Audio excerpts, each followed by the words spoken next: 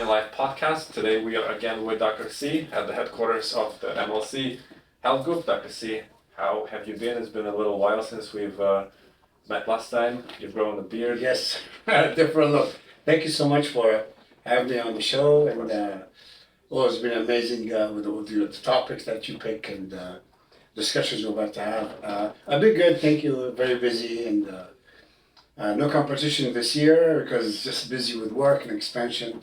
Right. But for next year, 100% for sure, I'll be on stage. Maybe you'll be with me competing. I would love to. I would love. That's one of my goals. All right. It's the year of MLC's anniversary. How it's been going? What's new? And do you plan anything as a celebration? Well, it's been good. We've been busy, especially with the new office in Sacramento. As you know, we've been trying to get that office up and going, and it's been good. Thank God. Yeah. Well, when I visited, it's been busy. Yeah. It's slowly but surely we have good staff, and with your help, setting up everything, as always, this guy has been amazing. Well, but what Dr. C says, slowly and surely, it means 200 miles per hour. Yeah, exactly. One speed only. Yeah, straight line, just like in Formula One. That's it. Which I told you today, I was nicely influenced by the film, and I got you those sunglasses, which I hope Thank you very much. When you slowly drive to the gym in the morning, you'll wear them, and it looks really I can't wait to wear them. Amazing glasses. Thank you for that. And that's a Pleasure. beautiful gift from my awesome brother, Victor. So. Pleasure, sir. We've been receiving questions from our viewers quite a bit, and I think I managed to create a little group of questions related to a topic which we've discussed, and that's TRT.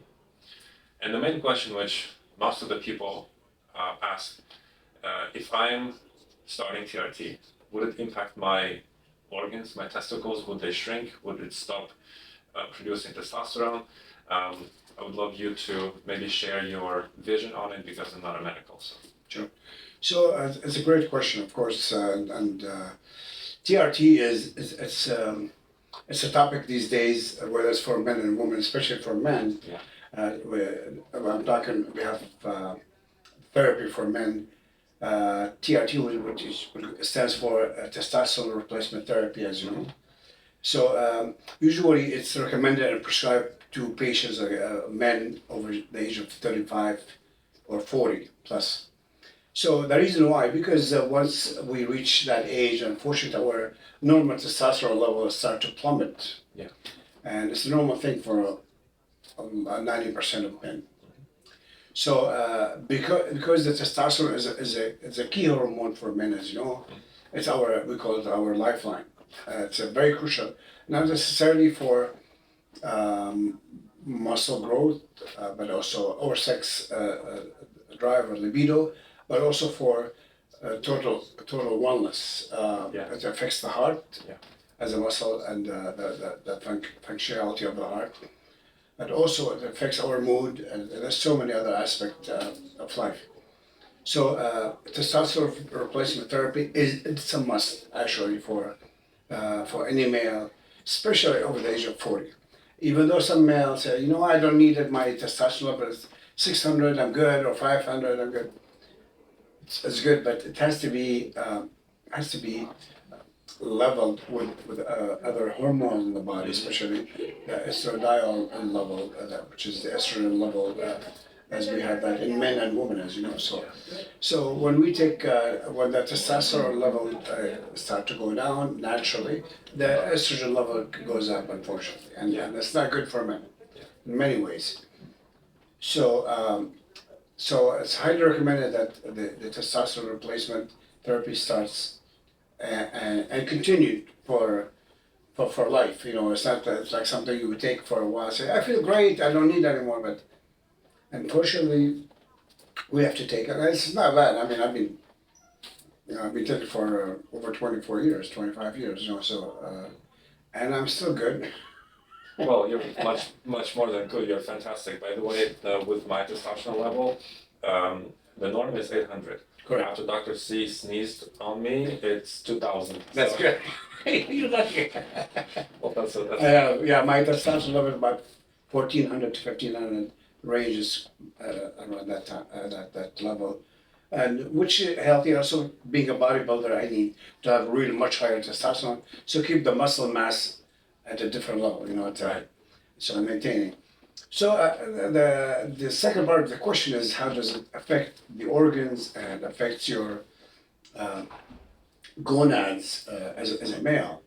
Actually, when you start taking testosterone therapy, preferably injectable, or through a pellet, I can explain that down the line. But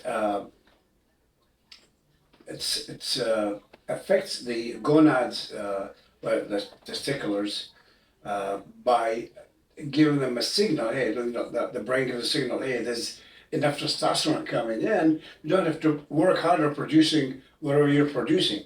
So it doesn't shut down completely, but it will slow down. But it's okay though. I mean, either that or you want the test. If you don't, then the testicles will start producing very low amounts and will start to crash. So when the testosterone level is below 400, 500, where we start becoming lethargic, we start losing muscle mass, increase body fat, mood changes, the libido will go down. We start feeling tired and lethargic at midday. So there's so many other factors involved in lower testosterone. So in terms of affecting the heart, it would be in a positive direction. Right. So the heart needs to function properly on a certain level of testosterone. The gonads will slow down, but it's okay. They don't shrink, like they say. It's a myth. Oh, they shrink to a peanut. No, it's not true. I mean, it might maybe 10-15%, but which is perfectly okay. But it's extremely healthy for a male to start the TRT at that age. Right.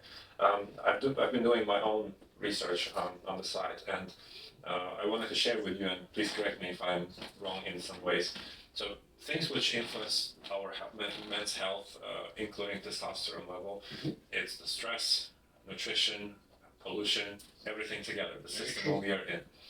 Now, because of nutrition, which not all of the people are really cautious about, fried stuff or processed food, the body builds fat, which also suppresses testosterone in a way. Very true. Now we're suppressing testosterone because of the stress, because of the food. Estrogen level grows, also fat grows because of that. Very true. So if we don't take the TRT to balance that up and lower testosterone, the belly fat grows, and it's really difficult to deal with. You go to the gym, it's not gonna work. Very true. Very true. So yeah, it's absolutely a great comment. The testosterone is very, very crucial. Again, it's not just for, like I said, for sex drive and muscle gain. The estradiol level, which is the estrogen level in male, it goes up while the testosterone level is going down, and it becomes a somewhat of a dangerous level, where that affects the mood for the male. The male will become softer, start losing hair, will become more emotional, and feel a little bit more girly. That's what I'd say. But so it's very important that to have that healthy levels at all times. So my recommendation is, like a lot of people, that they inject testosterone once a week or once every 2 weeks, and I not advisable in my opinion. The reason why we need to keep the testosterone level very stable throughout the week. So because the short life of the testosterone, so we need to do 2 injections, like beginning of the week and toward the end of the week. So if you're doing 1 cc of testosterone, you do half a cc the beginning of the week, half a cc at the end of the week, or some people take less, maybe 0.3 and 0.3. So it depends on what your body needs. It depends on what your levels are. If you need to be close to 1,000 or you need to be close to 600. So as long as you're taking those amounts that you're safe, Right. Right. What is the healthy level for the average person? So it ranges between 650 to about 1200. Right. That's healthy. Lower than that is not. It's not advisable or healthy. Even though some people say I'm functioning okay with 300, but Well, function is not. yeah, exactly. Function is different than functioning. I mean, you're going to function with viability, with energy, with the drive, with the you feel more beastly when you're on a good levels of testosterone. Right. So, And for these healthy levels from 650 or 800 to 1200, how much do we need to take per week, as you said, twice a week? yeah, so again, it depends on what your current levels are. Let's say your levels are 300, so we need to bring you up to 900 maybe. So I would, it depends on the age as well a little bit. So there's so many variable factors, but I would say about 0.8 cc per week is Minimum. decent minimal level. Right. So you can do 0.4, close to half a cc Monday, half a cc on Thursday. Right. Right. That's a very healthy level. And you will feel it once you do twice a week injections. Yeah. Or unless you do the pellet, like the pellet is it's more like a small device. It's inserted under the skin in the buttock region. And it's secretes estrogen on a timely basis. So it keeps the levels very normal. However, usually very low amounts. So usually prescribed by a physician who patients don't like to inject themselves twice a week, you know. Right. So the pill is under the skin and it's usually good for about 3 months. Then you go back to the doctor and they will refill it. Right. So accordingly, and you can adjust the levels, yeah. Sorry. You just mentioned a very interesting thing which other viewers mentioned or they were asking about is the emotions. Some of the viewers mentioned that, oh, it's not as good because it might make men behave aggressive. Correct. Would be. I mean, it's a valid point, unfortunately, but again, for me, because of course I did a lot of research and studies on Right. testosterone and hormone replacement, I know if I mean, but to tell you the truth, if you do 0.8 cc to a cc, is not going to make it aggressive. I mean, once you do 3 cc's or plus, or you know, then it's a really high level. You're in the 2,000, 3,000 range. I mean, that's definitely it's going to affect your mood in a more aggressive way, and you feel like you're extra energetic, and you have to beat up on things. So I don't know anybody who with those levels. So, but if you're under 1.5 cc a week, unless you're safe, you're fine. Right.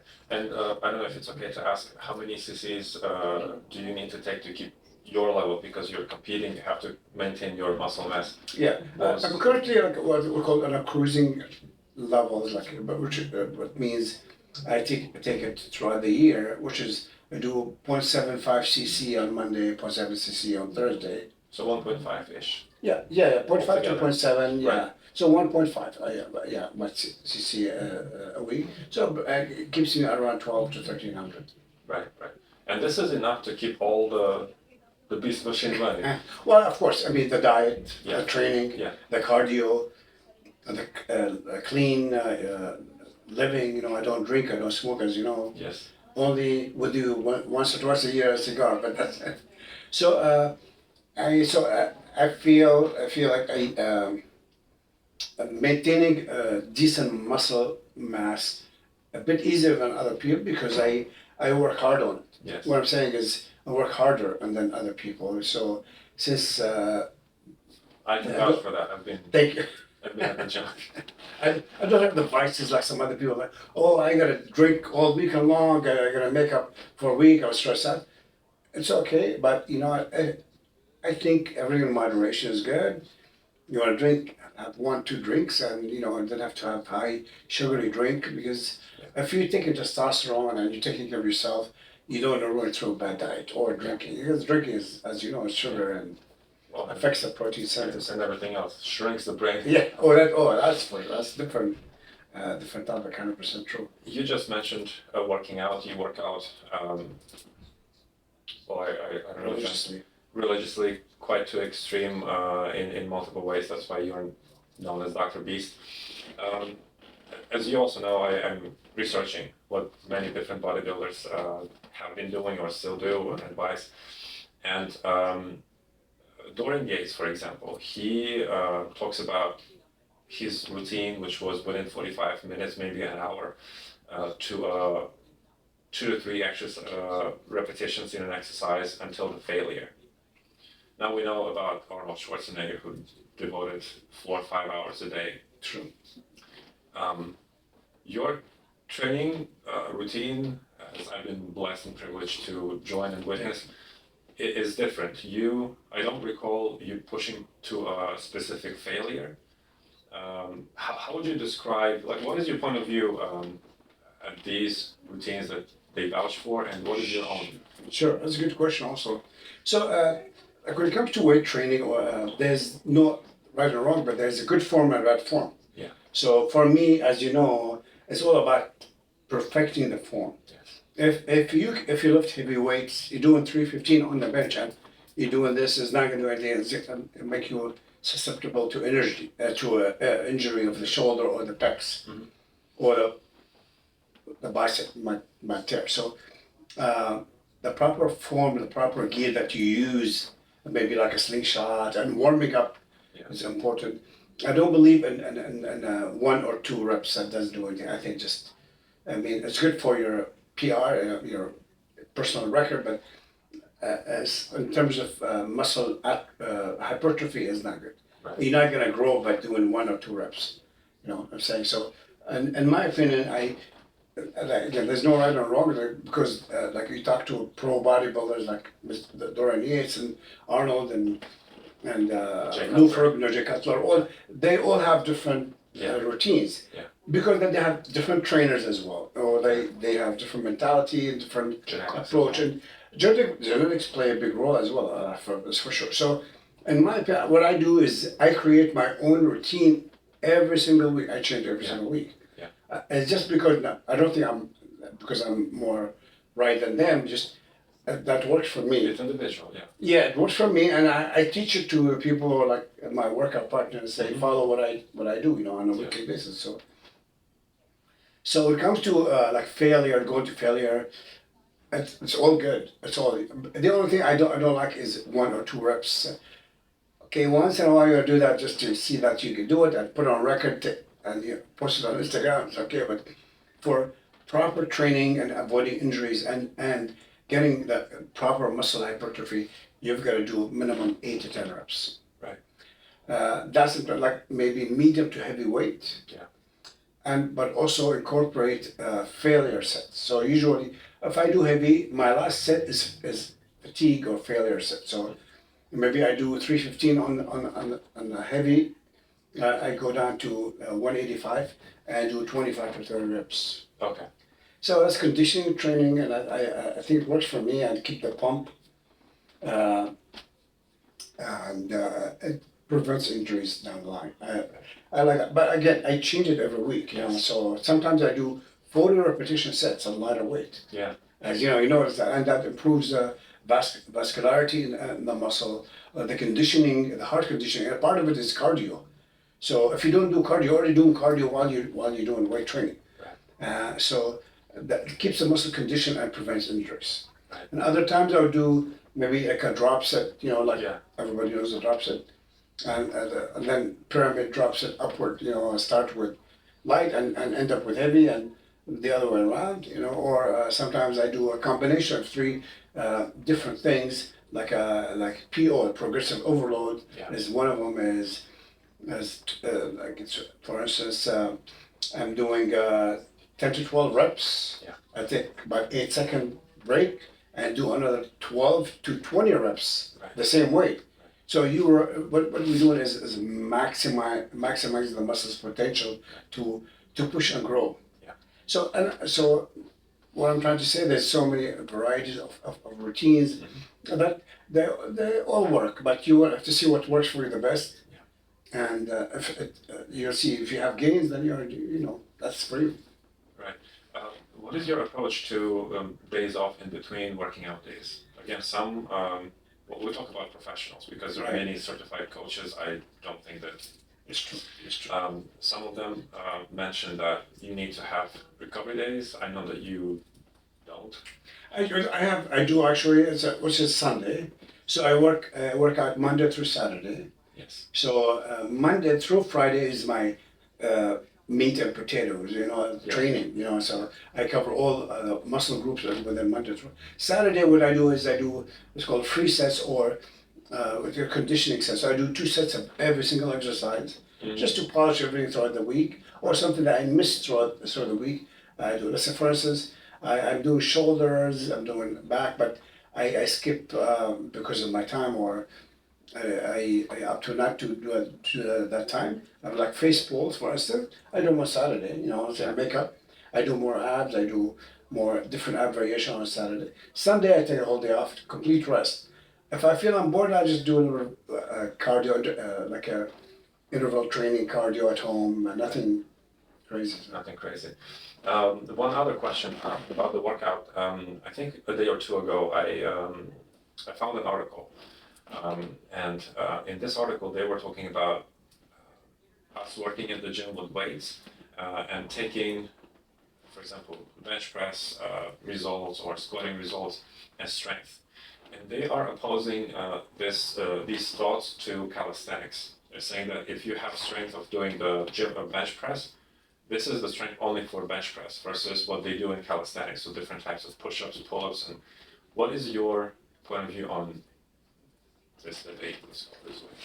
I mean, like I said, there's no right or wrong, but weight training, it's most important and most effective, and in my opinion, out of anything else out there. Cardio is important, but that's not enough. Cardio is not gonna keep you healthy. Yeah. It keeps you somewhat healthy, but not fully healthy, like doing weight training. I prefer if you do weight training and not do cardio. Yeah. The reason why, big part of the cardio, as mentioned earlier, is cardio. Yes. Doing high reps and using the breathing technique while you're training is part of this cardio. Increase your heart rate, so that's cardio.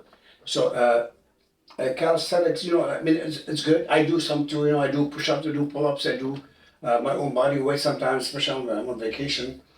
But I incorporate that, but that's not the only thing I do. So weight training is the most important, especially for females who ask me, female patient who ask me, hey doc, what would you prescribe for osteoporosis? I think I'm getting osteopenia or thinning of the bone, and they told me I have to take Celebrex, I have to take this. I said, I'll throw that away. What you need is weight training. Because, oh yeah, I run a little bit. I said, no, that's not. You need to weight train.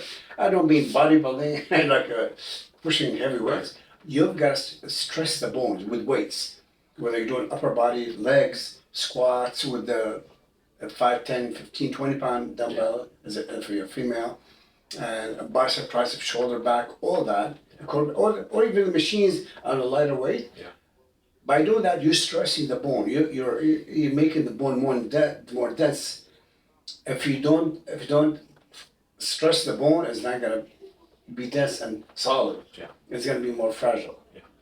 So the best, and also for longevity, weight training is gonna put about 20 years of your more into your life, Right. in my opinion. Right. And one of the reasons also is leg strength. So, as you know, leg strength is the most important training. If you don't do weights and you don't want anything else, do legs. Yeah. Because for various reasons, legs carry a huge number of testosterone because of big muscle groups. So when you do legs, you squeeze in testosterone into your whole body, or the body is growing, and you're feeling better. Yeah. The other thing is you're getting your legs strong. So when you're older down the line, like in your 70s and 80s, I mean, I'm not saying it's old, but I'm saying when you get older, then if your legs are not strong, they're not gonna carry you. Yeah. hold your weight properly. Yeah. And then you're gonna slow down. Say, you know, I need a cane. I need a walker because my legs can't hold me. Yeah. And when people at that level where they don't never done weights, and they fall, they break their hip, and that's it. That's the Yeah. beginning of the end. So they say longevity has to do with leg training and weight training. Yeah. Especially legs. Yeah. So. Yeah, I completely agree with you. Now, knowing that also this is Tatiana's birthday and your time is limited, my last question for today, but not the last for our series of episodes with you. When we filmed the documentary with you, you shared your story that when you were a teenager, you were probably 19 or ish around that time, you asked a chiropractor to shadow him, and then that's how you became a chiropractor. Now I know that, again, combining with MLC's anniversary, you have a young doctress shadowing you. How do you feel about it? You were shadowing someone, and now you have another one. Yes, I really enjoy it because it brings back memories, and I know that when I was at that stage, I needed the attention from the chiro, from the doctor to help me learn, and I know, of course, I was just volunteering, so I wasn't making money. I just wanted to learn, take notes, and become the best doctor I can be for my patients. So when she's here shadowing me, I'm very thrilled, and I'm very thrilled to teach her. You know, like what I'm doing. So she takes notes, and she said, "Wow, what you do is amazing." You know, like she can see me in action. So I told her that's important because if you like and you see the results, and that's what you want to do. So you develop the passion at early stage, like now. Right. And so when you get to school, say, I'm ready. I already have some experience. I've seen a chiropractor in action who's successful, been in action, and he taught me a lot. And that's what happened to me. So I want to pass this and pay it forward. For she's not the only one. There's like several that come and shadow me every now and then, or they ask me a lot of questions, as you know. Like, I mean, I have so many people I coach to lose weight, gain weight, gain muscle, be on stage, compete, you know, and I do it gladly because I love to see people put in the hard work and transition and see themselves, you know. So like even personal trainers who they know how to train people, but they don't know how to get up on stage and be like that arena, you know, like so being on stage is a different level and different type of training, different type of diet, different mindset, you know. So I love to see people commit and transition and follow what I tell them, and they say, "Wow, your method works. It's amazing." You know, so yeah. Well, this is one of the things which makes you truly great. Thank you. Dr. C, thank you for your time today. And now we will see a brief interview we recorded with Reese, and then see you both in action. All right, appreciate you. Hi, I'm Reese Gentry. I currently am going to Pierce College, and I am going into medical school for chiropractic. I got into this and wanted to do this field of work because I was in race walk when I was very young, and I was doing track and cross country. And it's just something that's been a part of the athletic field, and I've been coming to Dr. C since I was a kid. He's known me since I was born, and it's just a passion that I want to help other people and understand the body and understand why it is the way it is. Honestly, I've always wanted to help people. I didn't know which field I did want to go into, whether it was helping people mentally, psychology, etc. But I think physically, it's something that I can help, you know, babies like Dr. C. He helps kids that are a week old, and that's just amazing to me that he is able to do that and work on people. And even those older, he just helps them and seeing the relief on their faces. Even now, I was struggling having the passion, and I was debating whether this was the right career path for me. But once I started shadowing for Dr. C, I've been finding a lot more passion and seeing how much he helps them even mentally. I think the physical aspect weighs. It's very important to feel physically well, but it does help them mentally, and I think it's the best of both worlds. Wonderful. Why chiropractic but not dentistry or any other Um, fields? Honestly, dentistry and everything, other fields, I'm not the best with like blood and organs and everything, but I think being able to help someone's muscles, help someone's bones get it back into alignment, it's just, for me, it's more comfortable. I've never been comfortable touching other people, but I think this way, Dr. C explained it as you don't touch random people, you create a relationship with your patients and an understanding that's comfortable between the two. It's been, I think, almost 2 months now. Last year I came to him because I was in a car accident and I was one of his patients, so now I get to see it on the other side, and it's just been amazing. I get to follow him around. Basically, I get to take notes. He always makes sure he explains how and what he's doing and why he's doing it, not just to me but to the patients. Earlier today, he was helping out an older lady, and it gave me insight on how I can help my grandma and everything. And he's just very, very gentle and very understanding. When I have questions, he asks or he answers them immediately, and not just a short answer. He goes into detail and explains why the body is the way it is and why that movement helps.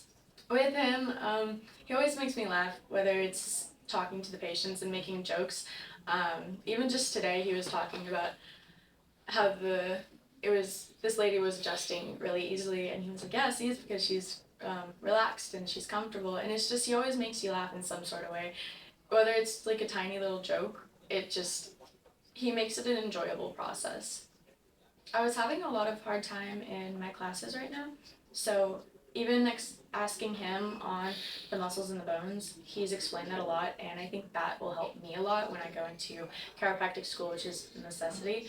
And even asking him how it was for him, he explained that he was the top of his class, he graduated early and everything, and I just see that being my goal now, to graduate and follow in his footsteps, because he's just amazing. He doesn't just work like a robot. He really understands and loves doing this, and that's helping me have a passion because of how much he loves it.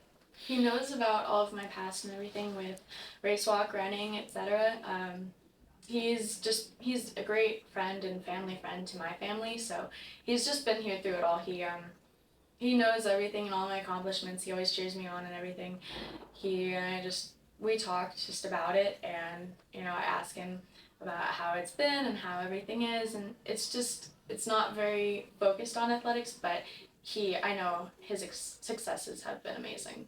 Dr. C, he's amazing. He really is. He's helping me find a bigger passion. I came to him on one of the first days that I was here, and I asked him because I was having a hard time making sure that this was the path for me, and I was really struggling just with school, and for me, if it's not done with passion, it's not done by me. And I asked him about that, and he said 90% of chiropractic is the passion and having passion, and you can see that I already have it, and that really helped me a lot. That conversation is what is keeping me going right now.